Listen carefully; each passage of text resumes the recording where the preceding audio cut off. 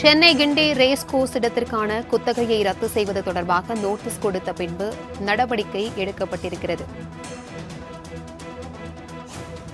சென்னை உயர்நீதிமன்றத்தில் தமிழ்நாடு அரசு தற்பொழுது உறுதி செய்திருக்கிறது.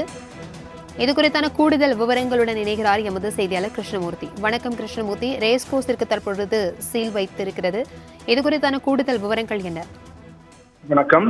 சென்னை ரேஸ் கோர்ஸுக்கு குத்தகைக்கு வழங்கப்பட்ட 160 ஏக்கர் நிலத்திற்கு 730 கோடியே 86 லட்சம் ரூபாய் வாடகை பாக்கியை செலுத்தும்படி சென்னை உயர்நீதிமன்றம் உத்தரவிட்டிருந்தது. வாடகை பாக்கியை செலுத்த தவறினால் ரேஸ் கோர்ஸ் நிர்வாகத்தை வெளியேற்றி நிலத்தை சுவாதீனம் எடுக்கலாம் என்றும் அந்த நிலத்தை அரசு பொது பயன்பாட்டிற்கு பயன்படுத்தலாம் என உத்தரவு பிறப்பிக்கப்பட்டிருந்தது.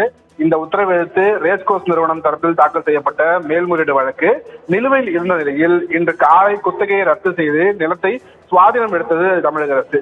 இந்த நிலையில் இந்த விவகாரம் தொடர்பாக சென்னை உயர்நீதிமன்றத்தில் நீதிபதிகள் எஸ் சுந்தர் மற்றும் நீதிபதி ராஜசேகர் அடங்கிய அமர்வு முன்பு ரேஸ் கோர்ஸ் நிறுவனம் தரப்பில் ஒரு அவசர முறையீடானது செய்யப்பட்டிருந்தது. இது சம்பந்தமான வழக்கை அவசர வழக்காக விசாரணைக்கு எடுத்த நீதிபதிகள் இன்று காலை குத்தகையை ரத்து செய்து உத்தரவு பிறப்பித்த நிலையில் ரேஸ் கோர்ஸ் காலி செய்ய அவகாசம் கொடுக்காமல் சுவாதீனம் எடுத்தது சட்டவிரோதமானது எனவும் அதற்கு நீதிமன்றம் துணை போகாது எனவும் இது அரசின் அத்துமீறல் எனவும் நீதிபதிகள் கண்டனம் தெரிவித்திருக்கிறார்கள். அப்போது அரசு தரப்பில் ஆஜரான மூத்த வழக்கறிஞர் வில்சன் பொதுமக்களின் பயன்பாட்டுக்கு தான் நிலம் பயன்படுத்துவதாகவும் எந்த ஒரு அனுமதியும் பெறாமல் அங்கு குதிரை பந்தயம் நடைபெறுவதாகவும் மண்டபம் நடத்தப்படுவதாகவும் சட்டவிரோத செயல்கள் நடைபெறுவதாகவும் அவர் சுட்டிக்காட்டினார்.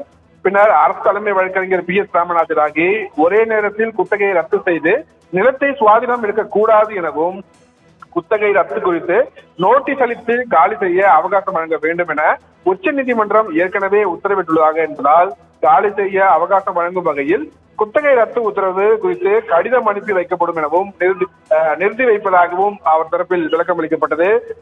அரசு தரப்பு வாதத்தை பதிவு செய்து கொண்ட நீதிபதிகள் குத்தகையை ரத்து செய்வது தொடர்பான நோட்டீஸ் வழங்கி பின்னர் காலி செய்வதற்கான அவகாசம் கொடுத்த பின்பு நடவடிக்கை மேற்கொள்ள வேண்டும் என்று கூறி இந்த வழக்கையும் ஒத்தி வைத்திருக்கிறார்கள். தகவல்களுக்கு நன்றி கிருஷ்ணமூர்த்தி.